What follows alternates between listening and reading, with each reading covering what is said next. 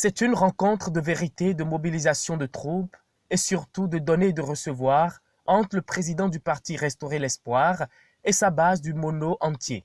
À la tête d'une très forte délégation, Candide Azanaï, le redoutable animal politique, a échangé des heures durant avec ces derniers. Un contenu très bien alléchant. Chers amis, je suis ici devant vous pour une séance de travail, comme vous le savez. Je suis très content de vous savoir nombreux et de votre souci, de votre sacrifice, de votre volonté d'aider à l'élévation du niveau de compréhension des enjeux politiques dans notre pays. La séance ne sera pas une séance axée sur mon discours, mais ça sera une séance axée sur vos préoccupations. C'est à partir de vos préoccupations, celles que vous allez exprimer, que je vais faire un discours, je vais exprimer ma pensée, ma compréhension et partager avec vous ce qui se passe dans le pays. Donc en termes de discours, c'est plutôt, je vous invite à prendre la parole et à dire exactement vos préoccupations sans tabou, sans complexe. Il n'y aura pas de sujet tabou, il n'y aura pas de sujet complexe. Vous n'avez rien à craindre. C'est à vous de poser des questions. Et c'est à moi de vous éclairer. Après ces mots introductifs, Candide Azanaï va enregistrer les nombreuses et pertinentes questions de ses militants à la base. Le 21 septembre passé, j'avais eu l'information concernant votre sortie et c'est sur le vice-président Léon Basile Rossi. J'ai eu des critiques, j'ai su les informations, mais je dirais, je n'avais pas plus d'informations par rapport à ça. Si vous pouvez nous édifier, si vous pouvez nous éclaircir, là, ça me fera l'honneur d'entendre cela de vous-même. On a constaté que le pouvoir qui est là, c'est vous qui l'avez amené. C'est vous qui avez amené le président Talon au pouvoir. Et quelques temps après quelques mois, quelques années seulement, vous avez démissionné de ce gouvernement. Et quelqu'un l'a demandé, c'est l'occasion de nous exprimer les raisons. Et l'autre chose aussi, vers loin, je vais un peu en arrière encore, j'ai constaté qu'au départ, vous faisiez partie du parti Renaissance du Bénin. Et après, vous avez, bon, c'est pas que vous avez démissionné, c'est tellement que vous avez été exclu du parti. Et qu'est-ce qui est à la base de ça? Des questions pertinentes l'une après l'autre qui n'ont pas manqué de réponses. L'historique sera faite et ensuite tapis sera déroulé aux réponses. Candide Azanaï va encore séduire plus d'un.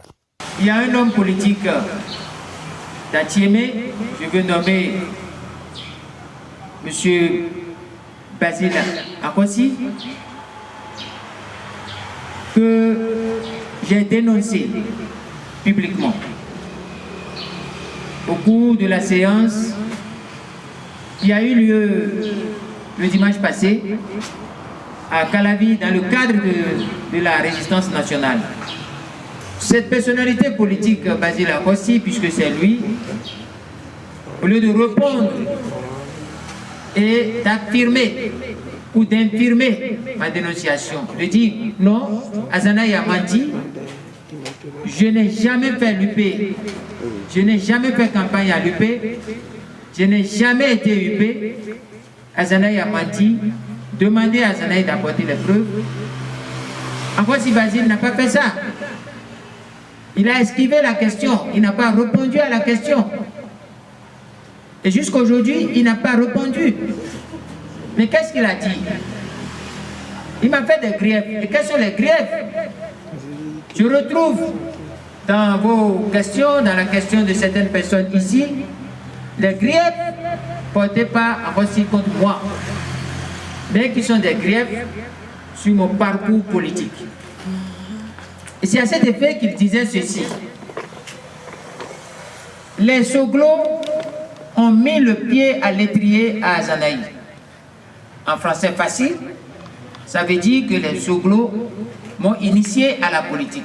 En français facile, basique, CE1 ou CE2. C'est ça ce que ça veut dire. Mais je vais vous dire que Akossi Basile a menti en le disant. Et il va plus loin. en disant les Soglo lui ont mis le pied à l'étrier et il lui a tourné dos. Autrement dit, il a démissionné. Il est parti. Vous savez, c'est aussi un mensonge. Certains auraient souhaité que je ne dise pas un mensonge, que je dise économie de vérité. Mais je pense qu'on ne peut pas économiser la vérité. La vérité ne s'économise pas. C'est la chose que nous devons dépenser abondamment. Parce que sans vérité, il n'y a pas humanité. Encore s'il va plus loin, il dit, Yahya Boni l'a mis dans son gouvernement, il s'est retourné contre lui, et voilà ce qu'il a dit. Il a démissionné. Et Talon, il a fait venir, et il le combat. Mais là, encore s'il a dit quelque chose qui est bizarre, il dit ceci, il le combat, non pas comme un ennemi, mais comme un adversaire. Non, il le combat comme un ennemi. Vous voyez très bien, hein? Après, s'il me reproche de combattre Patrice Talon comme un ennemi, alors que pour lui, je devais combattre Talon comme un adversaire.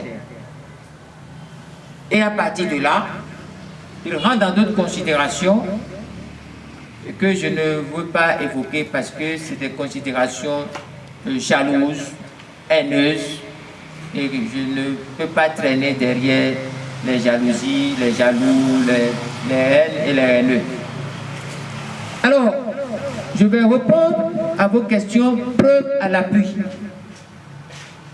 savez, souvent, j'ai un débit de langage très rapide, mais je vais diminuer mon débit pour permettre à chacun de comprendre.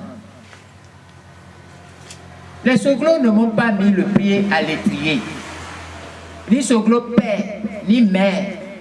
Et aucun Soglo sur la terre, toutes catégories confondues, aucun ne m'a mis en politique. Aucun ne m'a initié à la politique. Ni en recto, ni en verso. Ni en longueur, ni en largeur. Ni en profondeur, ni en surface, ni en hauteur. Aucun. Je faisais la politique avant que mon chemin ne croise le chemin des Soglo, c'est-à-dire du Soglo père de quoi Dieu donne les Soglo, à la conférence nationale. C'est un mensonge. Les Soglo ne m'ont jamais initié à la politique. Moi, j'étais à moins de 17 ans d'âge. J'étais déjà responsable de Cotonou Sud, sous la clandestinité du PRPB, le parti de la Révolution populaire du Bénin, sous un dictateur de triste mémoire qu'on appelait, père à son âme, Mathieu Kérékou. Si je dis que ce n'est pas le dictateur qui est mort, mais c'est Kérékou repenti qui est mort.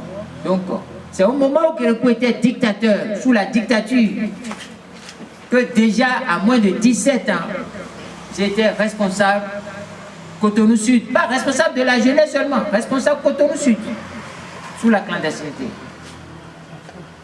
Et qui parle de Cotonou Sud, parle du vrai Cotonou. À moins de 23 ans, j'étais responsable, président fondateur de la JINR, Jeunesse indépendante pour la Nouvelle République. Il y a très longtemps, nous devons être dans les années 82, 83, 84. Et plus tard, nous sommes allés à la conférence nationale. Parfois, je prenais des noms de code pour échapper à la clandestinité. Parfois, je prenais mon vrai nom quand les circonstances l'exigeaient. Quelqu'un qui a ce parcours, qui à un moment donné a représenté un groupe, je ne veux pas dire un groupe, un ensemble de détenus politiques sous le PRPB, et qui servait de liaison entre les détenus politiques en prison et la population et les réseaux de combat politique. C'était moi. Et c'est sous cette étiquette que je suis allé à la conférence nationale. Je devais même observer une autre minute de silence quand je viens ici. Parce que l'un de mes parrains politiques, ceux que je pouvais dire qui m'ont vraiment formé, mis le pied à l'étrier, l'un de ses parrains est ici, Takorega. Paix à son âme. Il est décédé il n'y a pas longtemps. C'est le ministre Michel Bamenou Toko. Il est mon parrain à plusieurs titres, à la fois parrain de baptême et parrain politique. C'est ça la question. Et je l'ai représenté un certain nombre de prisonniers à la conférence nationale. À cette conférence nationale était aussi une éminente personnalité qu'on appelle Nicéphore Dieudonné Soglo. Voilà. C'est à la conférence que j'ai vu Soglo, j'ai vu son discours, la qualité de son discours, la portée de son discours. J'ai vu qu'il était un homme capable d'amener un plus à son pays, à notre pays. Et il était la solution que nous recherchions en tant que combattants. Moi, je n'étais pas allé à la conférence nationale pour aller faire un mouvement de transition et autres là. Nous étions allés pour en découdre définitivement avec le PRPP. Et j'étais prêt à tout. Et j'avais les réseaux, j'avais les ramifications. J'étais un vrai chef. Mais lorsque nous étions dans la salle de la conférence, le discours de Nicéphore Dieudonné Soglo était un discours qui répondait, qui était la solution à ce qu'on cherchait. Il est devenu Premier ministre, non pas sans ma petite voix au sein, mon petit bulletin au sein de la conférence nationale. Ce n'est pas lui qui m'a mis le pied à l'étrier. Et quand il a voulu plus tard être président de la République, j'ai aussi joué ma partition. Les réseaux de Cotonou connaissent ma partition. Puisque l'appel à sa candidature qui a eu lieu à la mairie de Cotonou 5, qui est devenue aujourd'hui la salle d'une société dont je ne veux pas appeler le nom, cette salle-là, les deux responsables, un père à son âme,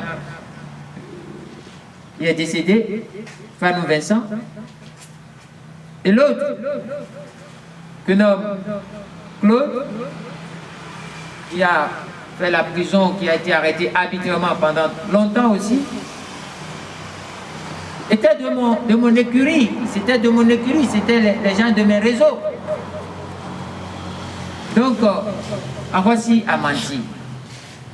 Mais le second mensonge d'Arossi, c'est quoi? Il dit que j'ai démissionné, j'ai tourné dos Soglo. Mais il a menti. Quand Nicéphore Soglo a perdu le pouvoir, nous avons perdu le pouvoir par de la tricherie en 1996, parce que Soglo n'avait pas échoué en 1996. Le bilan du président Soglo était un bilan élogieux. Il a mis le pays au travail. Il a ramené la croissance de -2 à 6 au poste de 6. Ça fait 8 points. Malgré qu'il y a la dévaluation. Et il ne s'est pas surendetté. Il n'a pas pris tout le pays comme propriété privée. Il publiait même son salaire. Pour seulement quelques petits sous de soins de santé pour son épouse. Vous avez vu comment les loups ont aboyé, bavé, les hyènes ont crié. Donc, le président Soglo n'a pas échoué en 1987, mais il a été déclaré échoué. Après qu'on ait supprimé près de 500 000 de ses voix. 500 000 voix, on a supprimé. Est-ce que j'ai laissé les Soglo? Non. C'est un mensonge. Tout le monde est parti, je suis resté. Nous avons fait 2001, les élections de 2001 où il y a eu tripatouillage, vol, fraude, fumisterie, et tous ces vocabulaires nouveaux. Non. Jusqu'en 2002, pour la prise de la mairie de Cotonou, tout le monde sait mes faits d'âme politique. Tout le monde sait mes faits d'âme politique. Moi, j'ai des faits d'âme politique. Je ne suis pas un faillot ni un foussard. Non. Le problème s'est posé dès que nous avons pris la mairie de Cotonou en 2002, 2003, 2004. Le problème s'est posé. Et c'est une crise interne à la renaissance du Bénin. Ça se passe partout. Ma séance d'aujourd'hui ne porte pas sur ça, mais cette crise a été mal gérée. Parce qu'au bout de cette crise a été provoquée par quoi? On devait faire une succession à la tête de la Renaissance du Bénin. Moi, je proposais une succession de type démocratique, sur fond de mérite. J'étais le secrétaire exécutif national. D'autres proposaient une transmission de pouvoir de type clanique, et c'est les Soglo. Ils vont imposer leur fils à la tête du parti. Et j'ai refusé. Mes principes moraux, mes valeurs démocratiques m'interdisent de me soumettre à une transmission de pouvoir où que ce soit, en tout cas dans un parti politique, à partir des liens de famille. Je n'accepte pas, c'est mon droit de ne pas accepter. La RB n'est pas un royaume. On ne peut pas dire que parce que Léadi est le fils de Soglo, Nicéphore et de Rosine, il va prendre le parti alors qu'il y a des gens valeureux qui l'ont vu, il n'est pas plus valeureux que ces personnes, vous m'avez vu. Il n'est même pas mon adjoint, Léadi, il n'était pas mon adjoint. C'est maître Raphaël Agwandobo, il est mon adjoint. Et Léadi est l'adjoint d'Agwandobo. Au nom de quoi? Mon petit garçon, qui avait à peine 8 ans en ce moment, m'a dit, mais écoute, c'est parce que tu ne t'appelles pas Soglo que ça se passe comme ça. Je ne peux pas donner un mauvais exemple à mon fils. Je dois lui montrer que la vie, c'est le mérite. Et que le nom ne peut pas devenir un mur. J'ai refusé. Et comme j'ai refusé, j'ai été exclu. Et je vous apporte le document d'exclusion. Vous avez vu? C'est le document d'exclusion, ça. J'ai été exclu. La décision, c'est 05006 de la présidente du parti. Et vous allez voir sa signature. Ça, c'est pas ma signature. C'est la signature de Madame Rosine Vieira Soglo. C'est ça, sa signature. C'est elle qui m'a exclu par un bureau politique illégal. Le bureau politique qui s'est réuni et au cours duquel Madame Rosine Vieira Soglo m'a exclu est illégal et frauduleux. C'est de la méchanceté, de la cruauté. Je suis contre toute illégalité. Je ne cherche bien chez personne. Mais la vérité, je cherche la vérité. Et si pour la vérité, je dois être haï, je préfère être haï pour la vérité. Je ne serai jamais aimé pour le mensonge. Je ne veux pas. C'est sa signature. Et qu'est-ce qu'il a écrit ici? Il a écrit que les membres de la RB, dont les noms suivent Azanaï Candide, Agwandobo Raphaël, Nyangor Jules, Soumase Valentin, Tessi Cuthbert, Tossé Patrice, Nouako François, ont violé les obligations des membres du parti, la RB, ont commis des fautes contre l'honneur et la conduite et ont porté de graves atteintes aux intérêts et à l'unité du parti. C'est ce qu'elle a écrit. C'est déshonorant pour nous. Nous n'avons commis rien de ça. Le problème était que nous étions opposés à ce que Léadi soit président simplement par le fait de ses parents. Nous avons dit s'il va être président, il faut que ça soit démocratiquement décidé à partir des accords consensuels au sein du parti. Et l'article qui a suivi dit les membres susnommés sont définitivement exclus. Sont définitivement exclus du parti La Renaissance du Bénin, conformément aux articles 26, 56, conformément aux articles 56, 57 et 58 des statuts et du règlement intérieur. La présente décision sera notifiée aux intéressés et portée à la connaissance de tous les organes et structures de la Renaissance du Bénin sur toute l'étendue du territoire national. Ce document est fait le 27 juillet 2005. Écoutez, les amis, c'est un document, je publie. Les Soglo sont là. Ils n'ont qu'à prendre la parole lundi et dire ce document est faux. Ils ne pourront pas. Et quand je vais dire ça, lundi, on va dire qu'il a injurié les Soglo. On ne dira pas qu'il a dénoncé un fait, il a dit la vérité. S'il dit la vérité injuriée, ça fait le problème de ceux qui font les confusions de sens entre vérité et injure. Ça ne fait pas mon problème. Voilà. Est-ce que j'ai démissionné ou on m'a exclu?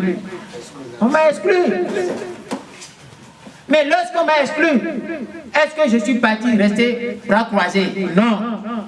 j'ai porté plainte devant le juge. Et qu'est-ce que le juge a fait? Le juge a pris le dossier. Voilà.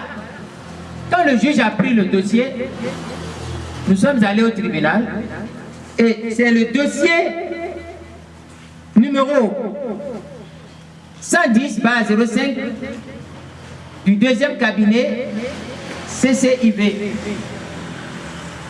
Rôle général numéro 129/05. Monsieur Azanaï et consort, représenté par Maître Alfred Bokovo et Prosper Aounou, contre la Renaissance du Bénin, représenté par Maître Abraham Sidokwe. Objet, annulation de la décision portant exclusion provisoire des demandeurs et autres décisions contraires à leur intérêt. C'est ça. J'ai dit on ne peut pas faire de l'injustice. Je suis allé devant le juge. Non seulement j'ai demandé l'annulation de la décision, mais j'ai demandé le congrès qui est prévu. Mais le juge, qu'est-ce qu'il a fait? Il a écouté ma requête. Et le juge m'a donné raison. Et je vais vous lire la décision du juge.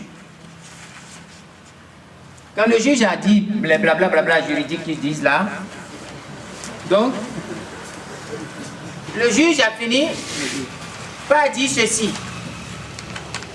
Ne vous en faites pas, tout est enregistré, tout sera publié sur YouTube et sur ma page Facebook. Ça sera accessible au monde entier.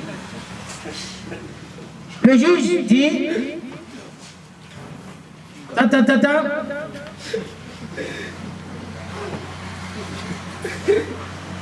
Statuant publiquement contradictoirement en matière sommaire de droit civil moderne et en premier ressort, reçoit M.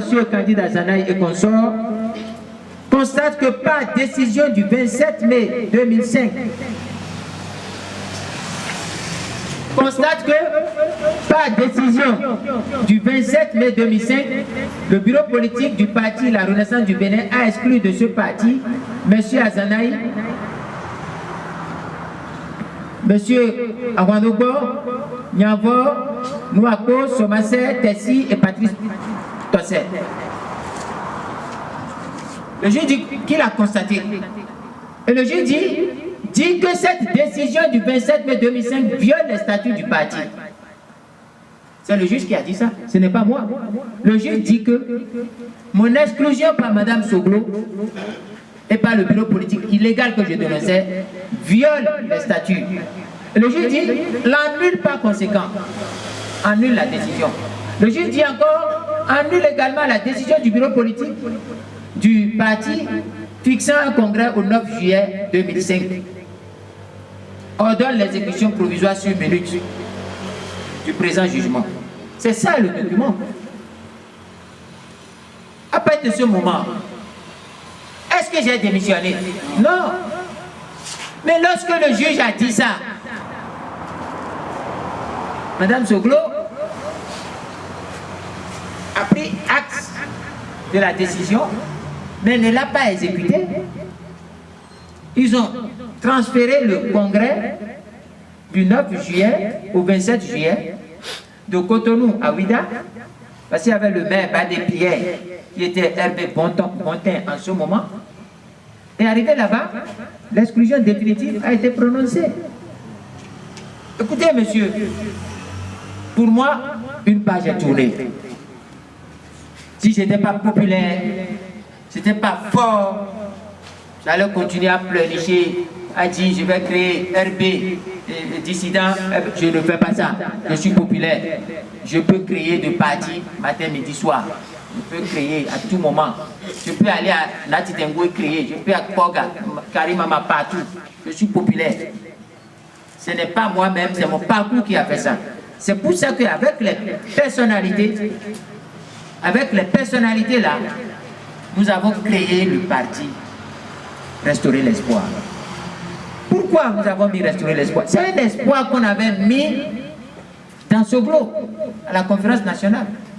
Cet espoir a pris une blessure parce qu'on ne peut pas faire une succession de type familial. C'est faux. J'ai mes enfants qui m'accompagnent en campagne partout. J'ai un de mes enfants qui est ici, qui m'accompagne. Contrairement à ceux qui disent, il fait la campagne, non. Toute ma famille m'accompagne. Je suis dans la résidence privée de mon épouse ici. Elle sait que je suis ici. Donc, je ne peux pas permettre, je l'ai interdit à mes enfants, que la succession au sein d'une vie politique soit de père en fils.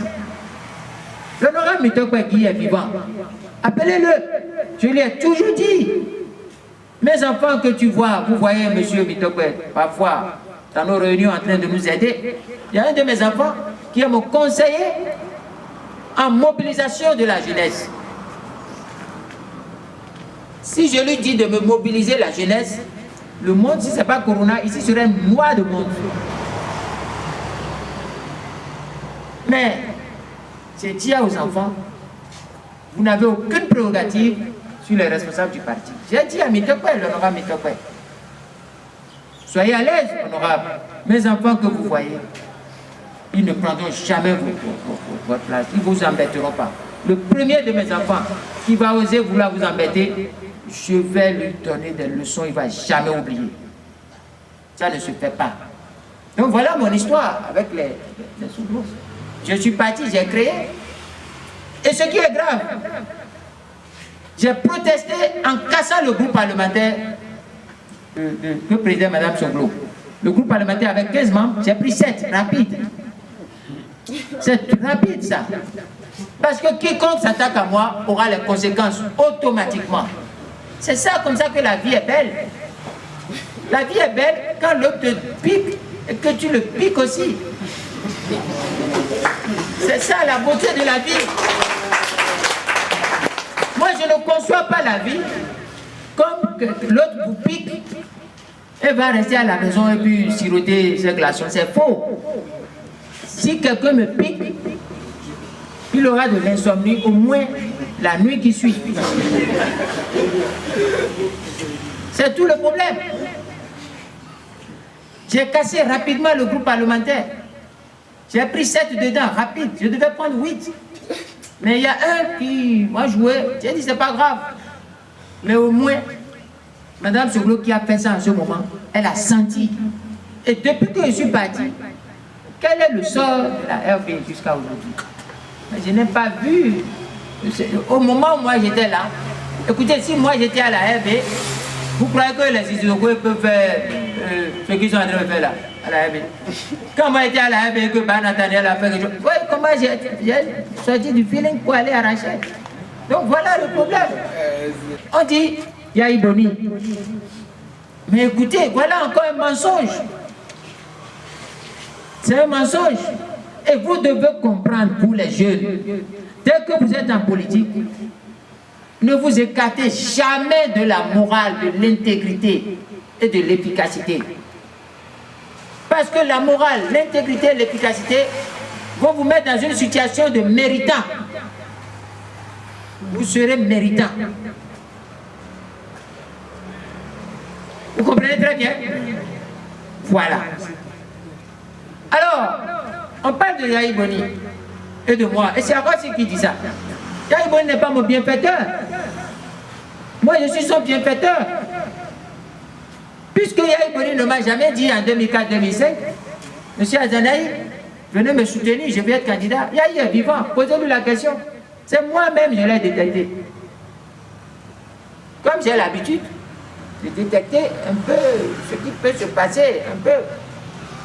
C'est comme ça. J'ai donné le meilleur de moi-même, il était président en 2006. Mais écoutez, quand Yahya est devenu président en 2006, vous m'avez vu dans son gouvernement? Non. Mais Yahya, lui, sait le rôle que j'ai joué. Je vous demande d'enregistrer tout ce que je suis en train de dire. Je vous supplie d'enregistrer. Parce que je vais prendre les audios chez vous et les transférer à d'autres communes, à d'autres jeunesses, pour que je ne perde pas mon temps sur les mêmes sujets chaque fois. Vous pouvez jouer cette vidéo-là, ces audios dans les buvettes partout. Mais en 2006, quand Yahya a formé son gouvernement, il m'a mis dans son gouvernement? Non. Écoutez, On ne fait pas ça en politique. Non seulement il n'a pas fait ça, mais il a commencé par développer une politique qui ne me plaisait pas. C'est ça la question. Je ne suis pas vindicatif, moi. Ma foi et mes ordres confessionnels, spirituels, m'interdisent d'être vindicatif et rancunier. Mais ce qu'on m'a appris, c'est de solder mon compte autant que je le peux chaque jour. Quelqu'un me fait quelque chose avant que le soleil ne se couche. Si j'ai la possibilité de régler, je règle. C'est ce qu'on m'a appris. Ça peut vous plaire, ça peut ne pas vous plaire, mais c'est ce qu'on m'a appris et je pense que c'est bon. Et je fais comme ça. Donc, Yahi ne m'a fait aucun bonheur.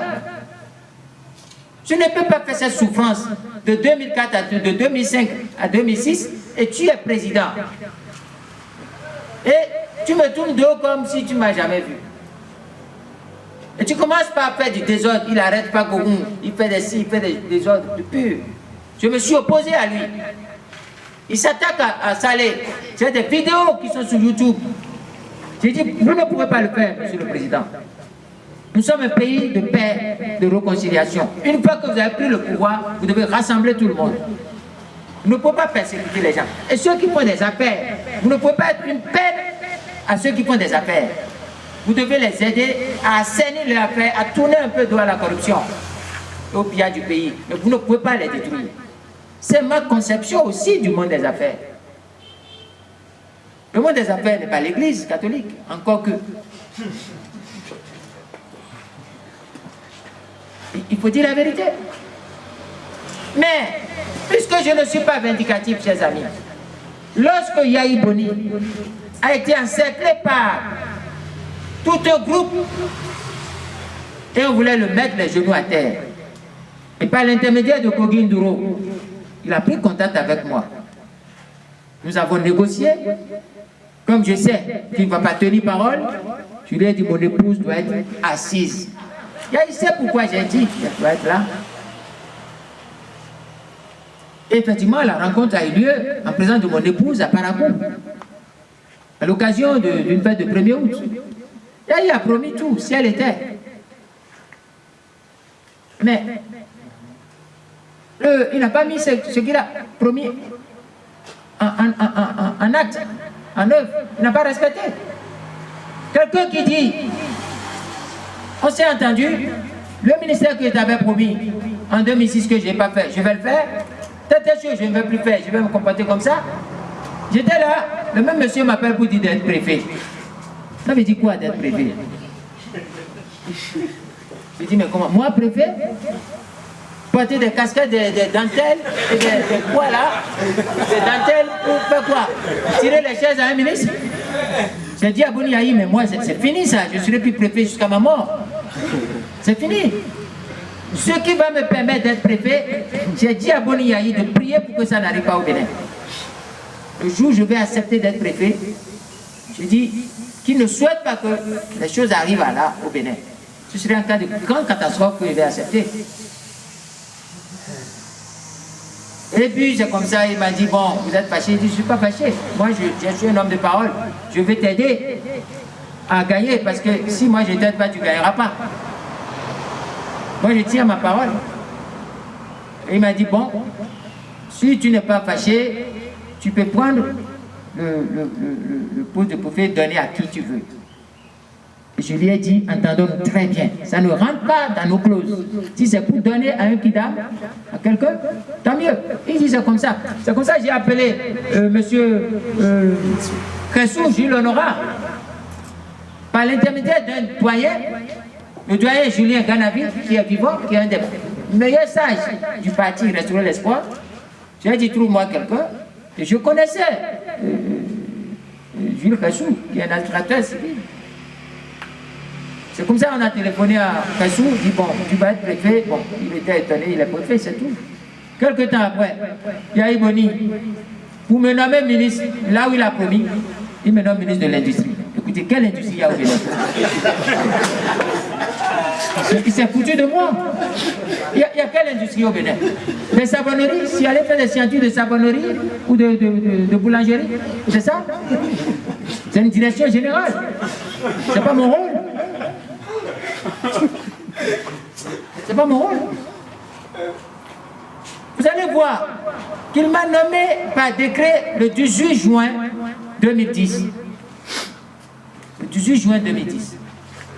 Et quelque chose va vous étonner. Le 18 ou le 19 juillet 2010, il change le décret. Le 18 juin, j'étais nommé ministre de l'Industrie. Le 19 juillet, ou 18-19 juillet, en tout cas en juillet, je ne sais pas quel mois, quelle date, mais c'est en juillet. Un mois après, il m'a nommé quoi? Ministre de l'Industrie, porte-parole du gouvernement. Il ajoute porte-parole dessus. C'est lui-même, il voit que bon, c'est pas ça. Mais porte-parole, je vais vous poser une question. Lorsqu'on est porte-parole d'un gouvernement, il faut les moyens. Parce que porte-parole, ça nécessite beaucoup de choses. Mais je n'ai reçu aucun moyen pour faire le porte-parole du gouvernement. Quel service il m'a rendu? C'est de mes poches, je le dis publiquement devant les écrans. C'est de mes poches que j'ai assumé ma fonction de porte-parole pendant toute la durée où j'étais ministre porte-parole du gouvernement chez Yahi Boni. Et le cynisme de Yahi, c'est quand j'ai dit, mais écoutez, il me faut un budget. Je travaille pour l'État, il faut un budget de l'État. Il me dit en plein conseil que de faire mes actions et que le ministre de la Communication, Adadja, va payer. Je dis, mais c'est quoi ça? Un ministre agit, un autre ministre va payer, c'est quoi ça? Je dis, je ne fais pas. Je lui ai dit, moi, je ne fais pas. Parce que vous m'avez nommé par décret, vous allez m'enlever par décret. Je n'aime pas laisser de traces. Il faut pas que j'agisse et que ce soit un autre ministre qui fasse le compte. Monsieur le Président, je ne fais pas. Et c'est la vérité, il y a vivant. Mais ce n'est pas ce qui est cruel. Ce qui est cruel, c'est que j'ai fait ma promesse de chaos, j'ai contribué au chaos. Et c'était un chaos scientifique. Parfaitement conçu. Ce n'est pas un chaos, chose là. Moi, je ne joue pas à peu près. Hein. C'est pourquoi quand les gens naviguent à vue, je m'écarte d'eux. Mon nom est associé à ce chaos. Vous-même ici, partout vous parlez de chaos, tchéké, vous dites, vous associez mon nom à cela. Mais comment on peut associer le nom de quelqu'un à un chaos et le président qui bénéficie de ce chaos comme son gouvernement et n'a pas mis la personne dedans? Mais c'est ça la question. Là aussi, à quoi s'il ment?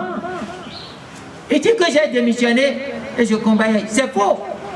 Le décret qui a formé le gouvernement après le chaos de 2011 ne porte pas mon nom. Alors que j'étais membre d'un gouvernement gagnant. Ça, je l'ai dit à Boni Yahi, en face, devant près d'une cinquantaine à centaine de personnes. En 2011, je lui ai dit en face, Monsieur le Président, vous venez de commettre une erreur grave. On ne fait pas ce que vous venez de faire contre moi. Je suis un général vainqueur. Vous ne pouvez pas me mettre à côté et demander au général que j'ai vaincu de me diriger. Vous venez de faire une erreur. Et le jour où je vous préviens, je ne suis pas fort maintenant, mais le jour où les généraux vaincus que vous avez mis là vont s'attaquer à vous, je ne vous défendrai pas. Je m'associerai à eux pour vous enterrer politiquement. Je lui ai dit, et j'ai fait. C'est de la politique pure. Je ne suis pas un vendeur de cacahuètes. Je suis en politique majeure. C'est clair. Mais j'ai pris ma patience. Et je vous dis d'agir comme j'ai fait. J'ai pris ma patience. Et le 1er août 2012, Yahi Boni a fait un discours qui déshonore la République. Vous vous souvenez de ce discours?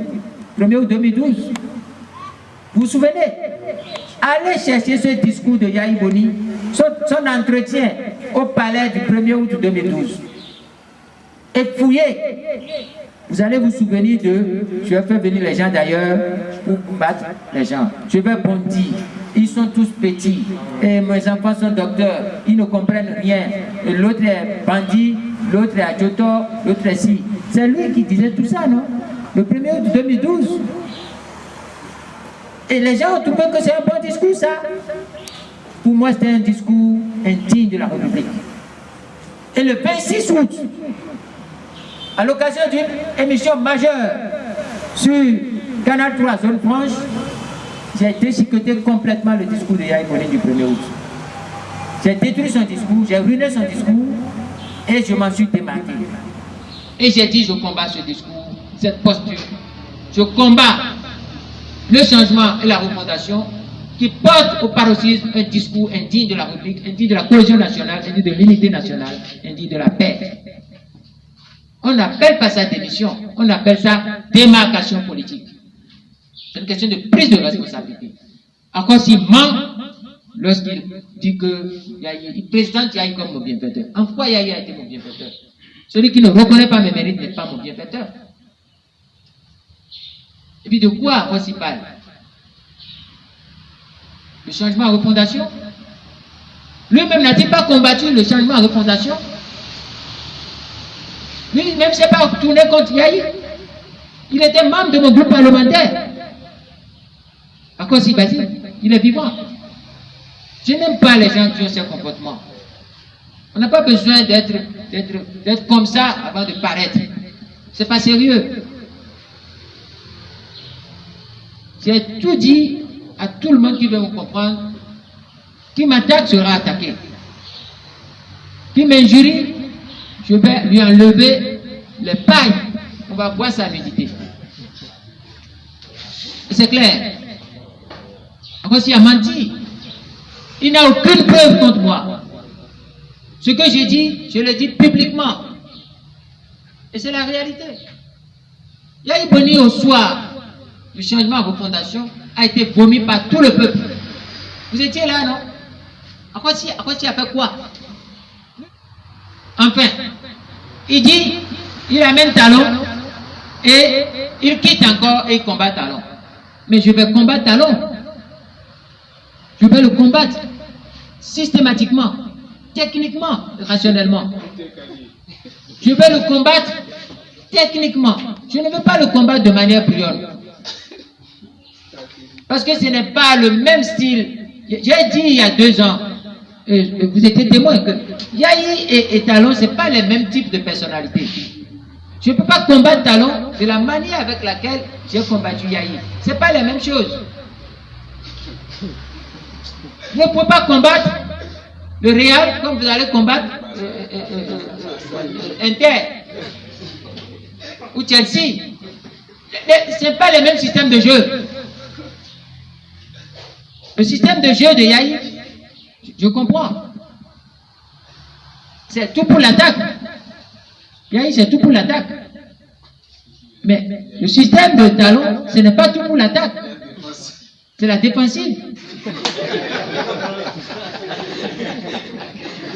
Je ne peux pas. Je ne peux pas. Parce que les équipes qui jouent à la défensive sont des équipes qui peuvent faire des débordements à tout moment. Donc je dois travailler à neutraliser complètement tous les gens capables de faire des débordements avant d'avancer. C'est un jeu tactique et technique. C'est un schéma. Je ne suis pas un casse-cou. Je ne suis pas un compétiteur né. Mais moi, j'aime la stratégie. J'aime des jeux de stratégie. Donc, le seul que j'ai amené, chers amis, et contre lequel je me suis levé, j'ai démissionné, c'est Patrice Talon. Parce que j'ai constaté que c'est de l'imposture. Nous n'avons jamais dit, je n'ai jamais dit avec Patrice Talon ce qu'il est en train de faire. Nous n'avons jamais dit ça. Vous savez, si c'était pour moi, pour ma famille, pour ma poche, je serais dans son gouvernement. Moi, je ne suis pas un soutien de Patrice Talon. Non.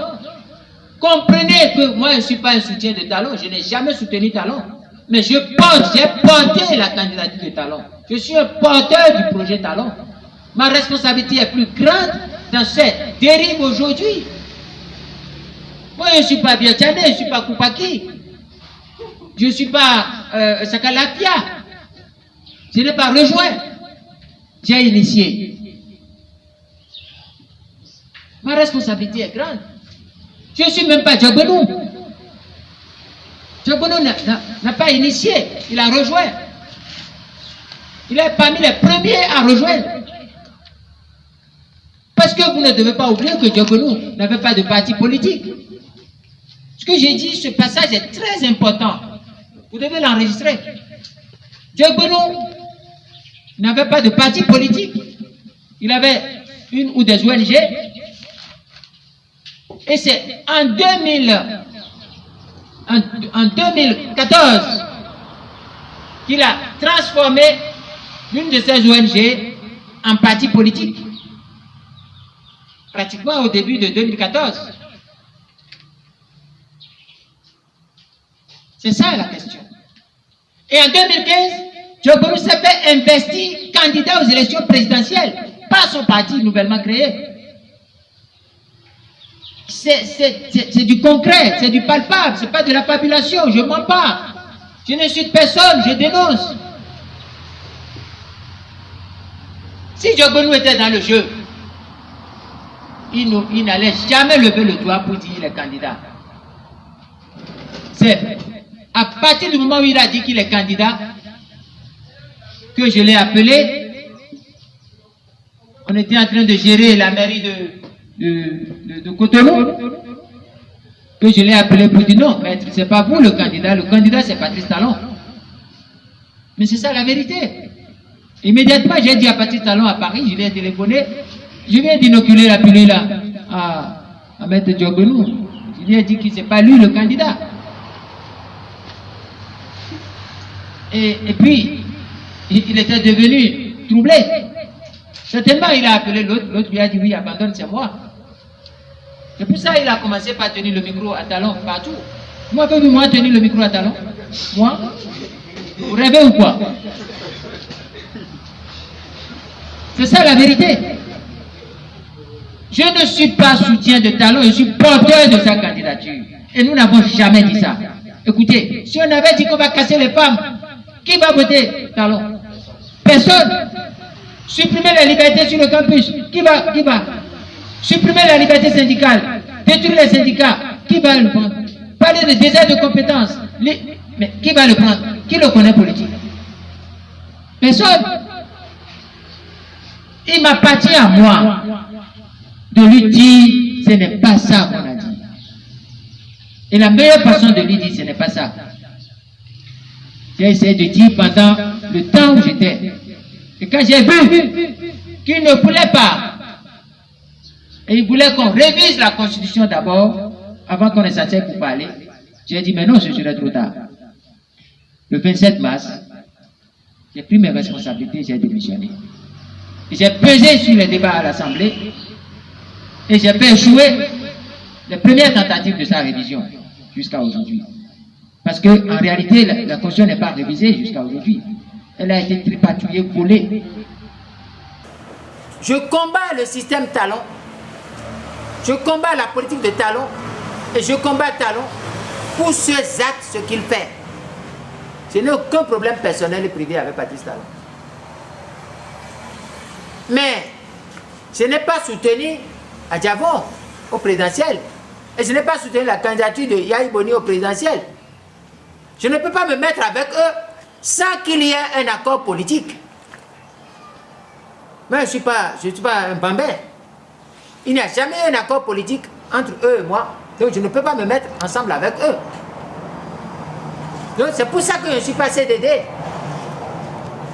Pour que je sois avec eux, il faut qu'on s'asseye pour dégager une entente politique. Et avant l'entente politique, je suis avec qui j'ai des démêlés extra-politiques ou d'ordre un peu moral et personnel. Il faut qu'on fasse le solde de ça. Vous savez que Yaya envoyé les gens me prendre et m'amener mort ou vivant.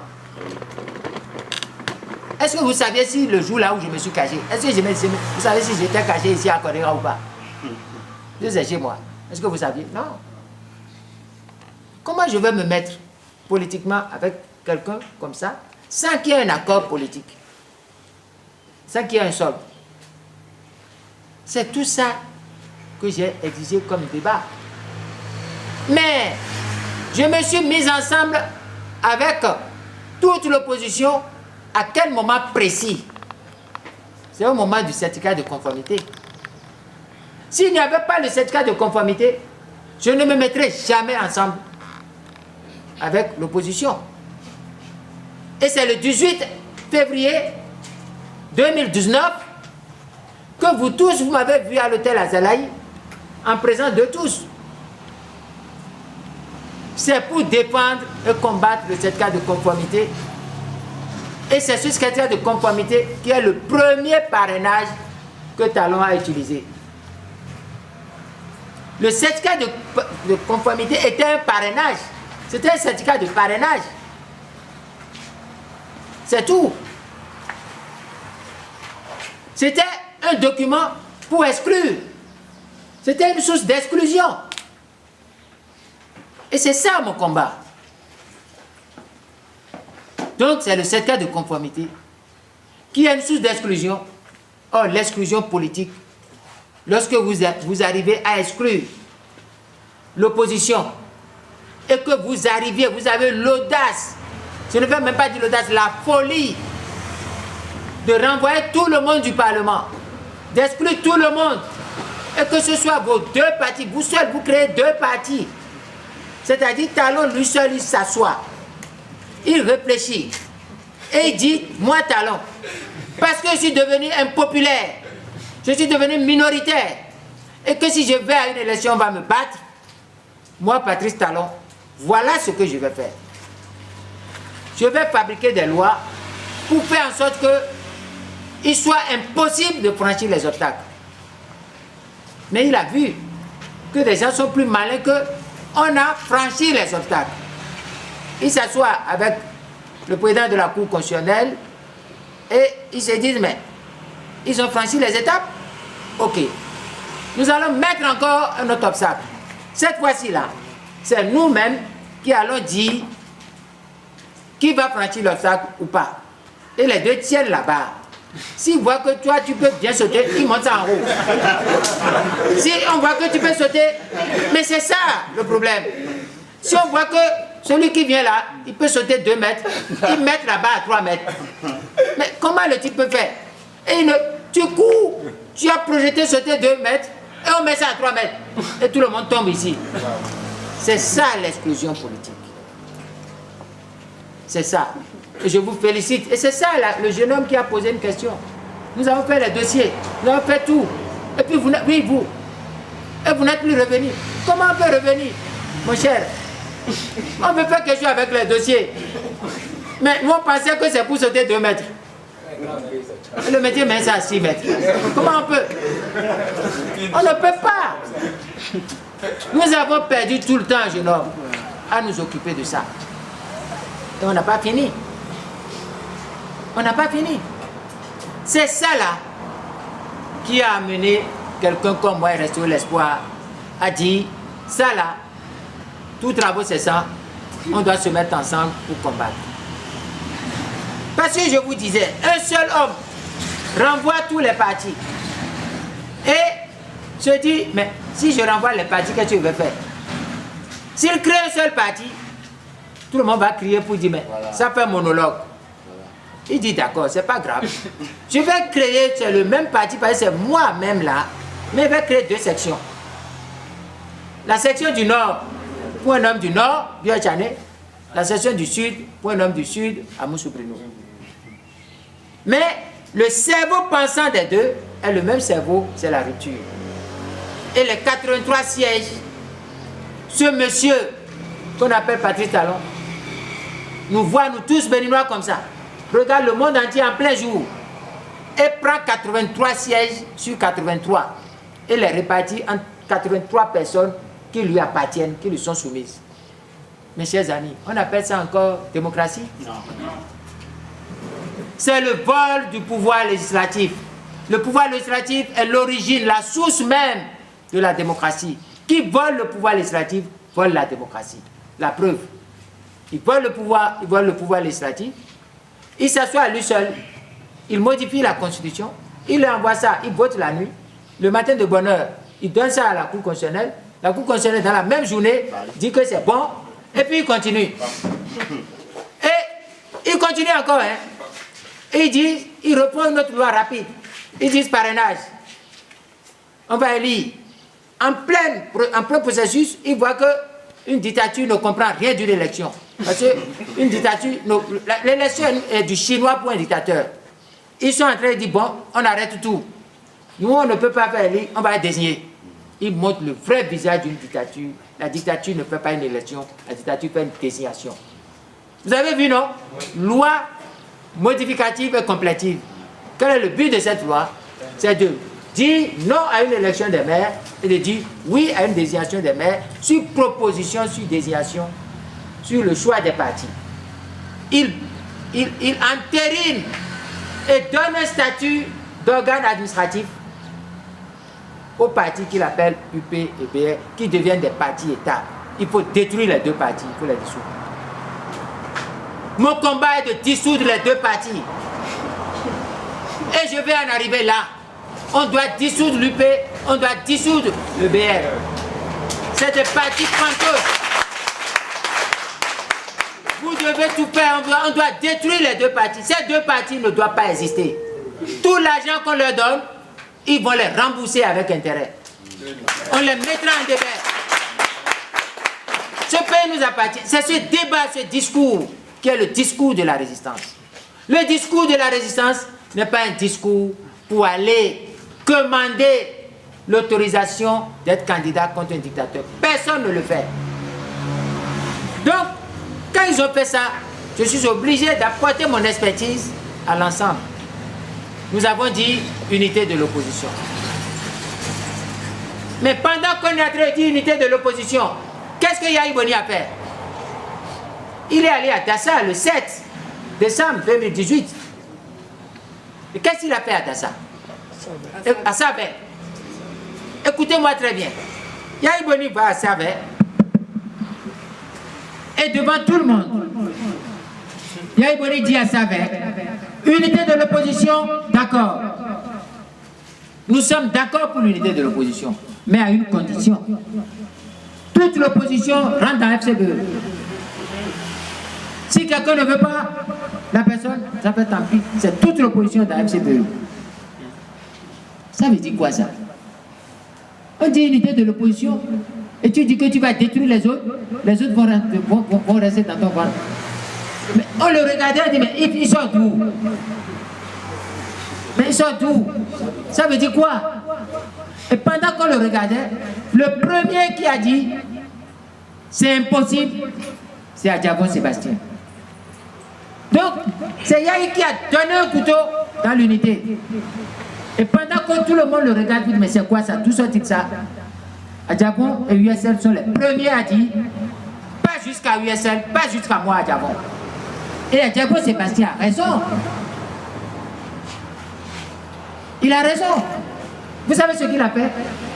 Le 16 décembre, à Bidolé à Cotonou, il répond à la réunion du 7 décembre à Sabé. Il crée la grande USL. Adjabon vient de dire, USL ne rentrera pas dans FCBE.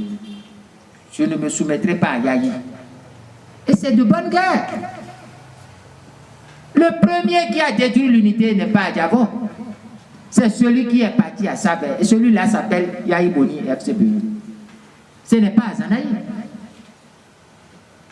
C'est ça ce que vous ne saviez pas. Et vous devez savoir. C'est pourquoi il dit d'enregistrer chaque fois. Si je mens, appelez-les. Dites-le à Azanaï est venu ici, il a dit ça. Dites le contraire d'Azanaï. Il ne peut pas le faire. Et curieusement, là où les deux ont encore commis une erreur, USL, FCBE, Adjabon et Yahya, c'est que malgré ça, ils n'ont pas pris la mesure du danger que représente Talon. Ils ont pensé que Talon peut laisser FCBE, USL aller aux élections. Et il y a eu ce qu'on appelle le mapping. Ça veut dire quoi? USL et FCBE vont partager toutes les voix de l'opposition entre eux.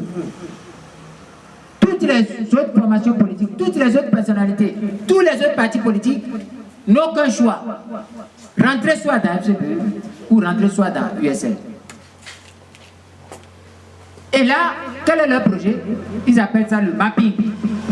C'est-à-dire, FCBE, Yahi, auront du nord jusqu'au centre. USL et Adjabon auront du sud jusqu'au centre. Si quelqu'un est de l'opposition ou un contre talon et veut être élu, la personne est obligée d'aller faire allégeance à Adjabon ou à USL du sud au centre, ou la personne est obligée d'aller faire allégeance à Yahi Boni du nord au centre. Mes chers amis, c'est ça que Restaurer l'Espoir a refusé. Mon cher fils, c'est pour ça qu'on a pris vos dossiers. Et s'il faisait ça, et que moi j'ai refusé, à la veille de la réunion de Adjabon en décembre à Bidolé, une grande personnalité m'a appelé pour me dire, tu rentres dans USL, tu vas faire rentrer dans USL. Si tu ne rentres pas dans USL, je vais te combattre. J'ai dit à la personnalité, je ne rentre pas. Vous me combattez, je vais vous combattre. Vous me combattez, je vais vous combattre. Pourquoi? Parce que moi, je n'ai plus l'âge de chercher des cadeaux en politique. Toute ma vie a été un parcours de mérite et de combat. Je n'attends rien. Mais je ne ferai pas ça. Nous devons nous réunir. Et en cela, je remercie le PCB, qui est une grande école politique. Le PCB a dit quoi? Au lieu que vous parlez de vos partis là, est-ce que nous tous on se rassemblait pour former un grand parti politique provisoire? Et nous irons aux élections. Et une fois que nous irons aux élections, après les élections, nous serons forts. Chacun peut reprendre son parti. Parce que toutes les lois qui sont changées, nous allons les remettre. Les gens disent non. Pourquoi ils disent ça? C'est soit FCBE, soit USL.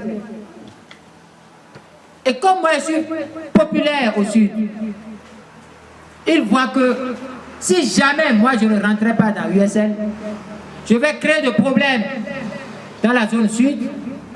Il faut en même temps s'attaquer à moi. Et c'est à cela que les gens de USL se sont attelés. C'est eux qui ont dit, pendant la présidentielle, Azanaï a taxé Adjabon de plan B de Yahi. Donc, comme Talon est mauvais maintenant, nous aussi, on va dire qu'Azanaï qui l'a amené est un plan B de Talon. Il est top de Talon parce que personne ne peut démissionner d'un poste de ministre de la Défense. C'est ça, c'est pour me réduire et me salir. C'est tout. Et mieux, ils ont attaqué à détruire le parti de l'intérieur. Ils ont fait pression sur Mitokwe. Parce que certains pensent que, à tort, ils pensent que Mitokwe est le moteur de Restaurer l'Espoir. Non. Mitokwe est une grande personnalité de Restaurer l'Espoir, mais c'est vous qui êtes le moteur. Même moi qui suis ici, je ne suis pas le moteur, je suis le porte-parole. Je suis le gardien moral du parti. Mais je ne suis pas le moteur, c'est vous. Et ces personnes vont jusqu'à dire à Mitokwe, tu es jeune, si tu fais la politique dure comme Azanaï, tu vas perdre ton avenir politique. Ils vont jusqu'à dire ça. J'ai entendu des responsables du mapping dire ça sur la radio. Les cassettes existent. Certains vont jusqu'à dire, mais Azanaï, on lui dit de se soumettre, de rentrer dans USL, et il refuse. Mais il a quel argent? Il a quel argent? On dit que c'est Adjabon qui veut payer tout, et lui ne veut pas. Mais ça veut dire quoi? Donc ceux qui n'ont pas d'argent ne vont plus faire la politique. Et si on a d'argent, on met ça dans un panier, on se promène avec pour dire j'ai l'argent. Moi je suis commerçant. Moi je ne suis pas commerçant. Je ne suis pas commerçant. Ma vocation n'est pas d'être riche. Ma vocation est d'être suffisant. Ma vocation est la doctrine du pain quotidien. Donne-nous notre pain quotidien. Je n'ai jamais vu où on a dit donne-nous notre pain de demain. Ma vocation n'est pas la vocation du pain de demain. Et puis si ce n'est pas la vocation du pain de demain, ce n'est pas une vocation de richesse. C'est une vocation de quelqu'un qui se suffit à chaque jour. Ma doctrine est à chaque jour suffit sa peine, suffit ses besoins, suffit ses solutions à ses besoins. Comment un enseignant, on va le comparer à des hommes d'affaires pour dire que lui, il n'a pas d'argent. C'est les craies que je vais vendre pour avoir l'argent. Ou les tableaux noirs. Ou les chiffons. Je ne sais pas. Donc c'est un faux problème. Un jour, j'étais obligé, dans un petit débat à Pidrosset, j'étais obligé de dire la vérité à quelqu'un. En disant je ne suivais pas l'argent, je ne veux pas encore réveiller de vieilles blessures, c'est fini. Donc cette histoire de taupe, voilà. Cette histoire de plan B, voilà. C'est des mensonges et des salissures. Et dernièrement, qu'est-ce qu'ils disent? Ils ont tout fait pour détruire la résistance. Mais ils ne savaient pas que nous nous sommes organisés. Et dans le secret de l'organisation, nous avons tissé notre toile sur tout le territoire. La résistance aujourd'hui est présente partout, jusqu'à Karimama. Ou bien, partout. Et comme ils ont vu qu'on commence, le travail commence,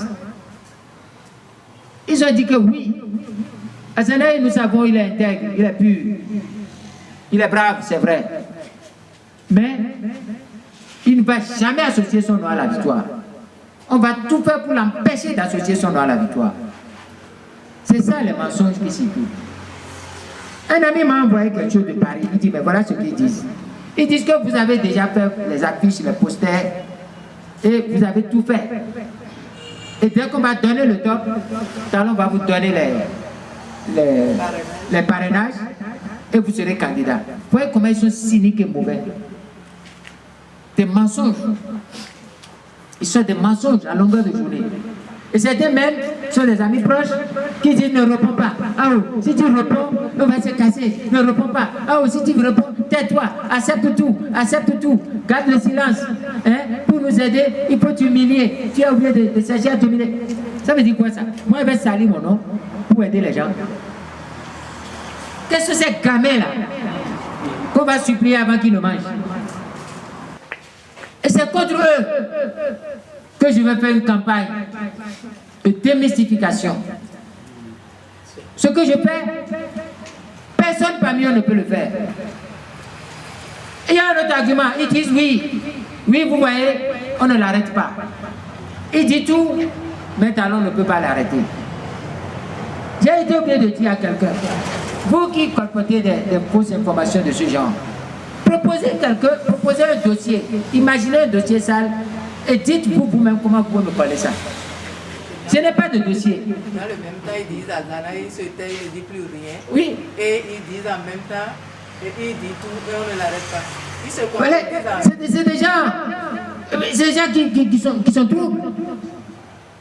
Ils disent, mais on ne lui colle aucun dossier, on ne l'arrête pas. Mais ils n'ont qu'à dire, qu'est-ce qu'ils n'ont qu'à dire ce que j'ai géré. C'est ça, donc si vous prenez toutes ces explications, c'est que Akosi a menti sur toute la ligne. Son objectif était de me salir. C'est pour ça qu'il m'a injurié. Mais moi, je ne fais que le dénoncer. Et j'exige de lui. Mesdames et messieurs, mesdames et messieurs les organisateurs, je voudrais vous dire un grand merci.